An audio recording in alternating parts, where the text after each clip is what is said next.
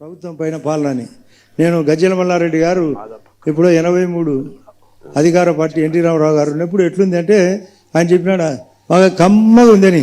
ఇప్పుడు కూడా ఇంకా కమ్మగానే ఉంది. అట్లే అది పోవాలా, కమ్మటి పరిస్థితి పోవాలా. అందరం ఒకే కులంలో అందరూ పనిచేసే వాళ్ళందరికీ ఎవరు గట్టిగా పనిచేస్తారో వాళ్ళకి అవకాశం ఇవ్వాలి. అంటే మీకు అర్థం ఏంటది అది కమ్మగా ఉండడం అంటే? ఆ కమ్మతో పాటు అందరం ఉండాము ఇక్కడ. ఇక్కడ కులాలు మతాలు కాదు. ఇప్పుడు లడ్డు పైన ఇక్కడ జరుగుతుంది లడ్డు సంఘటన తిరుపతిది.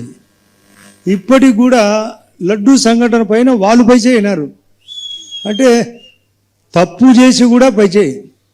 నేను ఇక్కడ మహిళలు కొందరు ఉన్నారు, ఒకరు ఇద్దరు అన్వాంటెడ్గా ఒక రూమ్లో దొరుకుతారు. దొరికినా కూడా మేము సీతమ్మ ప్రతివత అంటే మేము వాళ్ళు చెప్పినది వినాలా చెప్పాలా? దొరికినారు దొంగలు.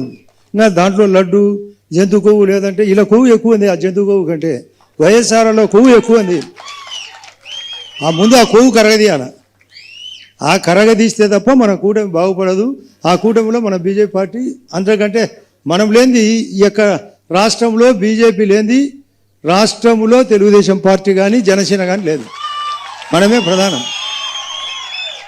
మన తర్వాతనే నేను హైదరాబాద్లోనే పక్కనుండే మద్రాసులో కానీ లేదా కర్ణాటకలో కానీ ఇన్ని అవకాశాలు ఇవ్వలే. మనకు డబల్ ఇంజన్ కాబట్టి అన్ని రకాలుగా నిన్ననే క్వాంటమ్ వాలీ ఓపెన్ చేసినారు. అక్కడ కాగ్నిజెంట్ ఓపెన్ అయింది, గూగుల్ వచ్చింది. దీనికి కారణం బీజేపీ పార్టీ. చాలా ప్రమాదకరమైన స్టేట్మెంట్ ఒక కులాన్ని టార్గెట్ చేస్తూ చాలా కమ్మగా ఉంది అంటున్నాడు. కులాలు ప్రస్తావన తీశాడు. కమ్మగా ఉంది అంటే నేను ఏమంటున్నానో మీకు అర్థం కావాలని కూడా అంటున్నాడు. అంటే క్లియర్గా తెలుగుదేశం పార్టీ కమ్మ రాజ్యాన్ని ఏర్పాటు చేసింది అని చాలా స్పష్టంగా బీజేపీ ఆరోపిస్తోంది. ఇది బీజేపీ రాష్ట్ర అధ్యక్షుడు మరి దాన్ని ఖండించాలి కదా. సో బీజేపీ నాయకులు ఎవరైనా ఖండించాలి కదా. సో అక్కడ క్వశ్చన్ ఏంటి, ఇంత ఓపెన్ గా బీజేపీకి టీడీపీకి ఉన్న ఓటింగ్ ఎంత, బీజేపీకి ఉన్న ఓటింగ్ ఎంత? బీజేపీని ఇండిపెండెంట్ గా పోటీ చేయడం ఆంధ్రప్రదేశ్లో 1% వస్తుంది. 2019లో 100 కంటే తక్కువ. సో 100 కన్నా తక్కువ వచ్చిన పార్టీ. ఆ పార్టీని నెత్తిన పెట్టుకొని టీడీపీ ఇవాళ మూల్యం చెల్లిస్తోందన్న దానికి ఇది ఒక ఉదాహరణ. నేను చాలా సార్లు చెప్పాను, బీజేపీ మిత్రపక్షాలతో వేధించే సరళి ఇలాగే ఉంటుంది. They grow at the cost of allies అని మీకు కశ్మీర్ నుంచి కన్యాకుమారి వరకు ఉదాహరణలు చెప్పాను. తెలుగుదేశం వాళ్ళు ఏమంటున్నారు, నేను మాది అట్లా కాదని ఒక అభిమాని పంపిన కథ కూడా మనం మాట్లాడుకున్నాం. మా వాడు బీజేపీనే తింటాడు అవసరమైతే అని చెప్పుకుంటున్నారు, ఆశపడుతున్నారు. పడనీయండి, బీజేపీ నాయకుల వైఖరి అర్థమవుతుంది కదా. సో రేపు ఇరకాటంలో పడేది టీడీపీయే. So BJP is challenging. ఇది బీజేపీ ఒక్క టీడీపీతో చేయలే. జమ్మూ కాశ్మీర్లో పీడీపీ, హర్యానాలో జననాయక జనతా పార్టీ, పంజాబ్లో అకాలీదళ్, మీకు పశ్చిమ బెంగాల్లో తృణమూల్ కాంగ్రెస్, కేరళలో శ్రీనారాయణ ధర్మ పరిపాలన యోగం ఎస్ఎన్డిపి, తమిళనాడులో అన్నాడీఎంకే, కర్ణాటకలో జేడీఎస్, బీహార్లో జేడీయూ, యూపీలో బహుజన్ సమాజ్ పార్టీ, ఈవెన్ సమాజ్వాదీ పార్టీలు ఇవన్నీ కూడా బీజేపీతో, మహారాష్ట్రలో శివసేన, ఎన్సీపీ, అజిత్ పవార్ వర్గం అందరూ బీజేపీతో పెట్టుకొని ఏదో రూపంలో రకరకాల పద్ధతుల్లో నష్టపోతున్న వారే కదా.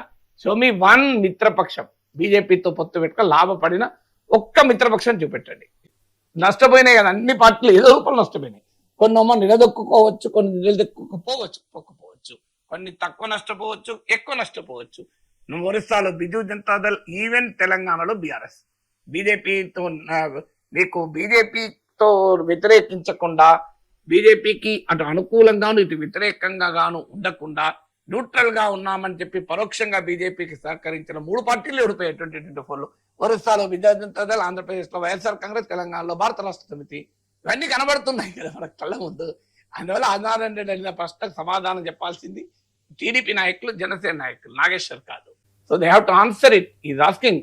కమ్మల పార్టీ కమ్మరాజ్యంగానే ఉంది అని అంటున్నాడు. ఇదేదో జగన్మోహన్ రెడ్డి అన్నప్పుడు ఆయన పేరు ఎట్లా పిలుచుకోబడ్డారు, కమ్మల కులాన్ని టార్గెట్ ఇస్తారా? ఇప్పుడు మరి ఆదినారాయణ రెడ్డి కూడా కమ్మ పోవాలి అని కూడా అంటే ఆదినారాయణ రెడ్డిని మరి బీజేపీలో ఏమన్నా ఆదినారాయణ రెడ్డి అంటారా?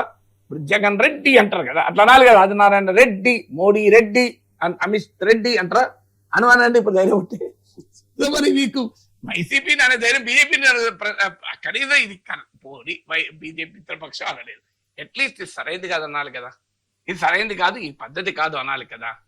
సో ఇది పద్ధతి కాదు అనటానికి కూడా భయం ఏంటంటాను నేను. నా పాయింట్ అది క్లియర్ గా జగన్మోహన్ రెడ్డి ఏ యాంటీ కమ్మ సోషల్ మొబిలైజేషన్ తో బలపడాలని కోరుకుంటున్నారో భారతీయ జనతా పార్టీ కూడా రాజకీయ వ్యూహం అదే.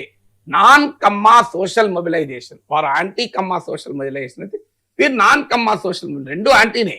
మీకు ఇది దేశమంతటా బీజేపీ చేస్తున్న పనే కదా. నాన్ యాదవ్ సోషల్ ఫోర్సెస్ ను, నాన్ చమర్ దళితులను ఉత్తరప్రదేశ్ లో ఆర్గనైజ్ చేసింది, బీహార్ లో నాన్ యాదవ్ ఓబీసీస్ ఆర్గనైజ్ చేసింది. దేశంలో అన్ని రాష్ట్రాల్లోనూ బీజేపీ చేస్తున్న సోషల్ ఇంజనీరింగ్ ఇది భాగమే కదా.